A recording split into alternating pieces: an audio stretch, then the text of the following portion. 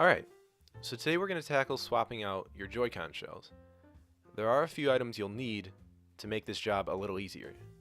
These items include Joy-Cons, obviously, some new shells, a Phillips 00 screwdriver, a tri-point Y0 screwdriver. Now I've seen some tutorials call for the Y00, but in my experience, those will only strip your screws, so best to stick with the larger one. Some other helpful tools include a spudger, a pair of tweezers, and an opening pick. Starting with the right Joy-Con, we can grab our Y0 screwdriver and remove the 4 screws on the back of the controller.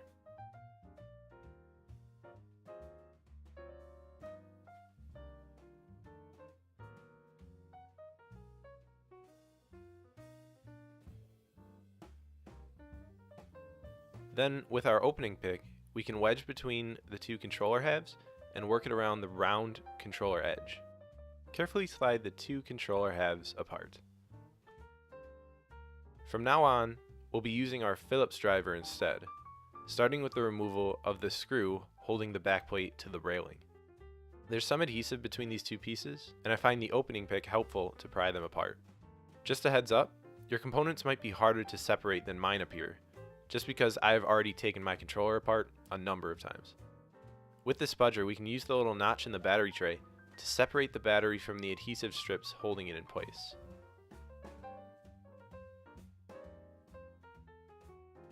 Grabbing a hold of the two wires on the battery, we can pull the battery connector straight up from the board. With the help of our tweezers, we can do the same for our antenna cable.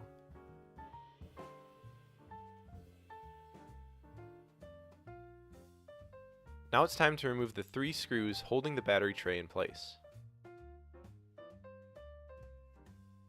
Be careful when flipping the battery tray out of the way, as the shoulder button cable is quite short.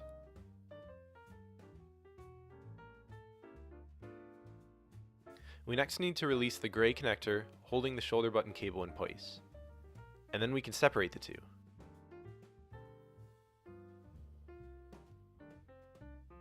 Now we can pull the bumper button from its enclosure. It's time to remove the vibration motor by first disconnecting it from the board. This is another piece that is quite stubborn the first time it comes apart. We can then wiggle the motor free with our fingers to release it from its adhesive strip. Next up is the joystick, and we again need to pry up its connector mechanism and separate its cable. After removing the screws, we can pull the joystick out of the housing, being careful not to damage the dust shield underneath.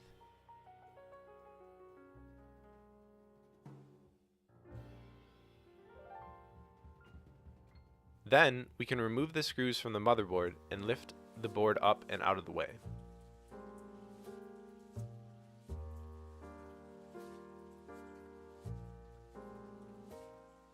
There is more adhesive holding the black plastic component and IR receiver bits underneath the motherboard, which also need to be pried off.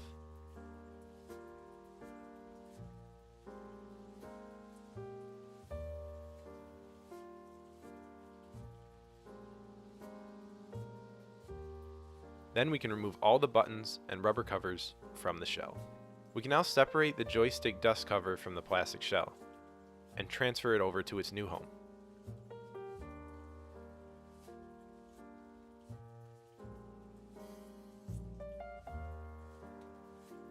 We can also transfer all the buttons and rubber covers to the new shell as well.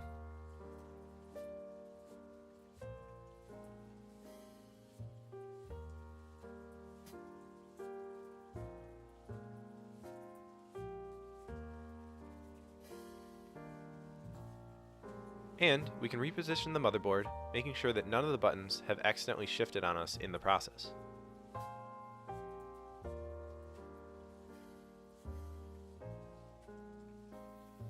After securing the motherboard, we can replace the joystick and screw it in place too.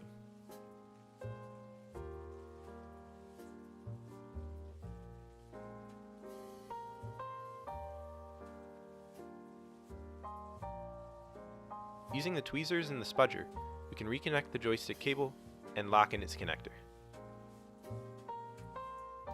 Now it's time to reinstall the vibration motor and connect it to the board.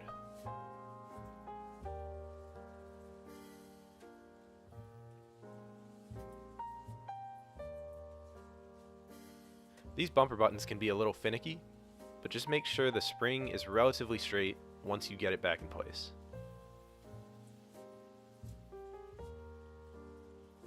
Switching back to the battery tray from our old Joy-Con, we can take off the trigger button by wedging our thumb underneath it and pulling up and away.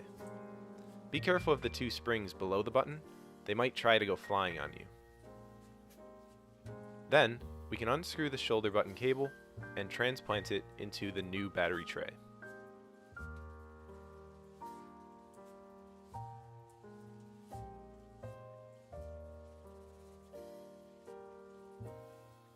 This may be the trickiest part.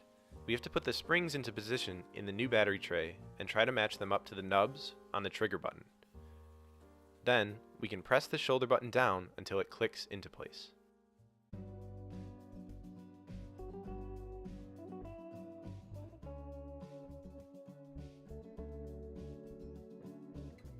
If your springs aren't quite right, you can try to adjust them with the spudger, or just take the button off and try again.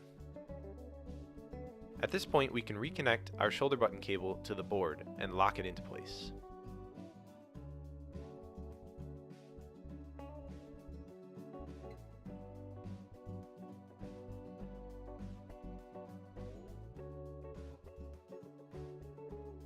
Carefully flip the battery tray back over and make sure it's seated properly, and that the shoulder buttons still move freely.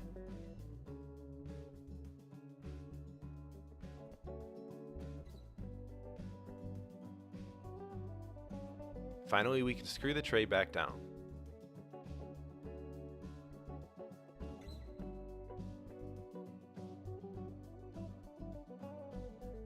Now it's time to line the antenna connector back up and press down on the cable to lock it in.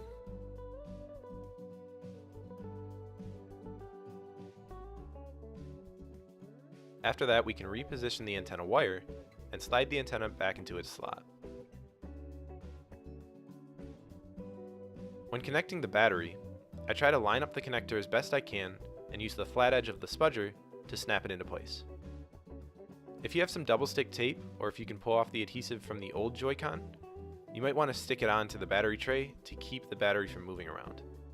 Going back to the old Joy-Con backplate, we need to move the release button over to the new backplate.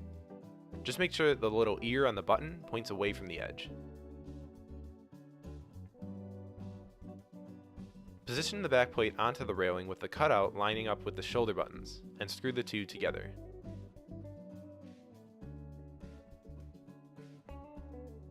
Now we have to fit the railing into the top cover, and slide the two halves together without pinching any cables in the process.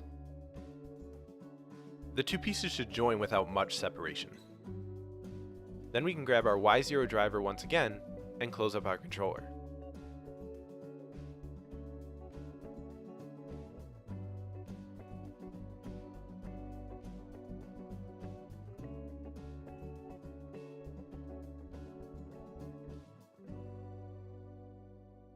And that's it for the right Joy-Con. Let's move on to the left. Same as before, we'll start by removing the 4 external Y0 screws and prying the two halves apart with the opening pick.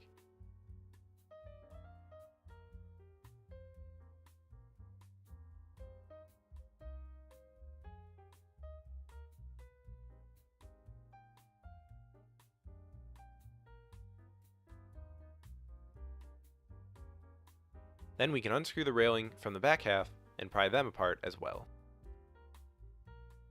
Moving on, we can separate the battery from its tray with our spudger and remove its cable from the board.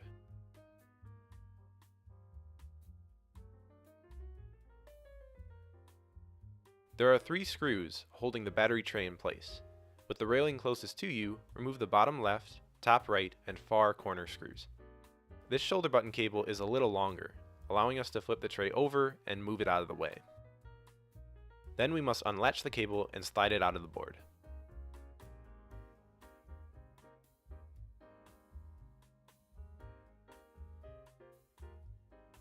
We can remove the bumper button before pulling out the vibration motor connector and wiggling the motor free from its adhesive housing.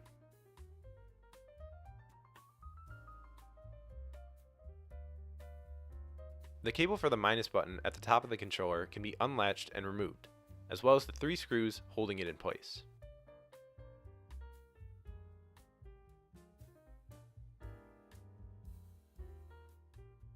Next, we can unlock and remove the cable for the joystick, extract its 2 screws, and carefully slide it out of the dust shield attached to the shell.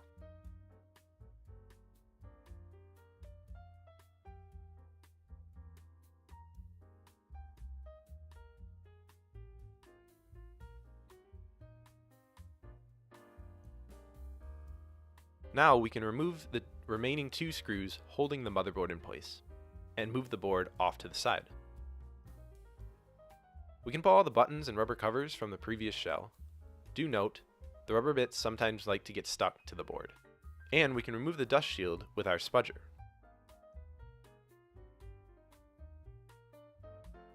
Once we reposition the dust shield in our new shell, all the buttons and covers can go back into place.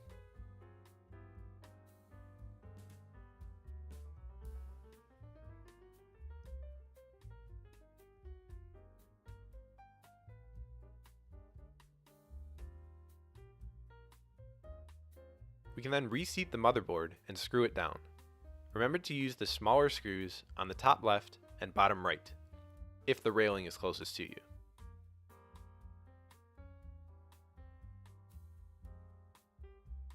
We carefully slide the joystick back into the dust cover and install the 2 screws that hold it in place.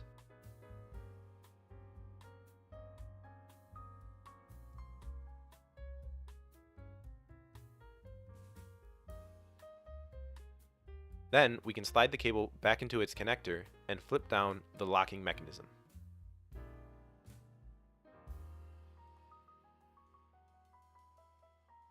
After repositioning the minus button cable, we can reinstall its 3 screws, making sure that the small notch above the minus button lines up with the notch in the cable. Lastly, we can slide the cable into its connector and flip down the latch.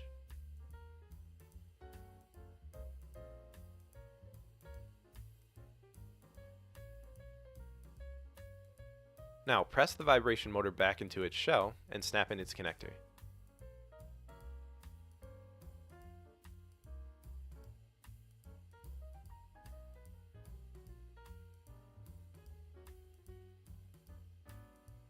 The bumper button can also be reinstalled at this point.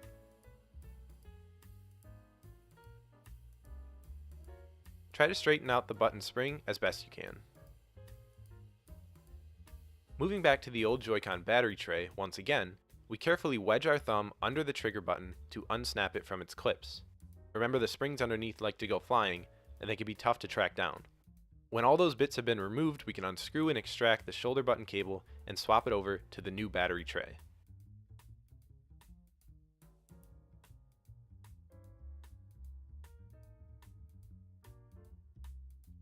Place the springs into their new sockets and try to line the shoulder button up with its clips, making sure that the nubs on the button match up with the springs as well. Press down firmly to snap the button to the tray.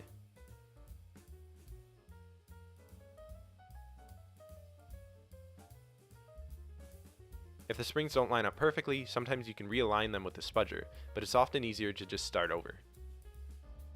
Now with the battery tray back together, we can reconnect the shoulder button cable and lock down the connector mechanism.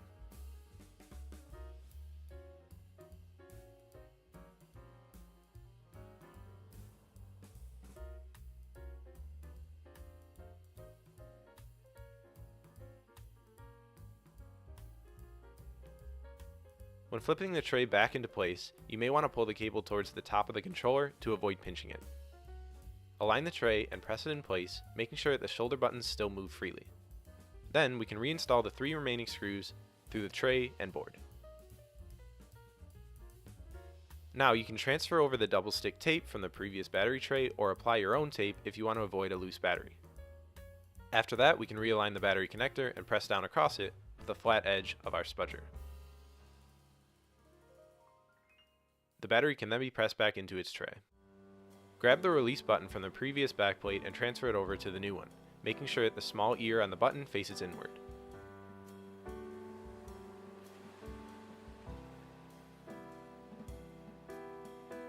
Next, we can realign the backplate and the railing and screw them back together.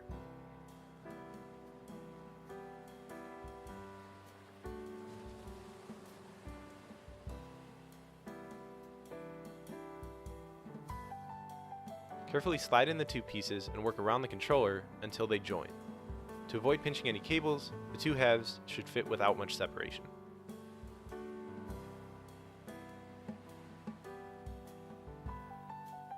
Then we can reinstall the 4 outer tri-point screws,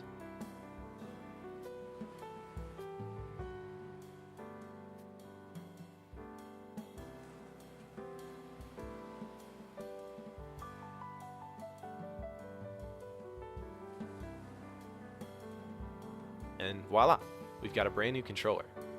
I suggest testing all your buttons, especially the release one, before reattaching your Joy-Cons to your console, but otherwise, you're good to go.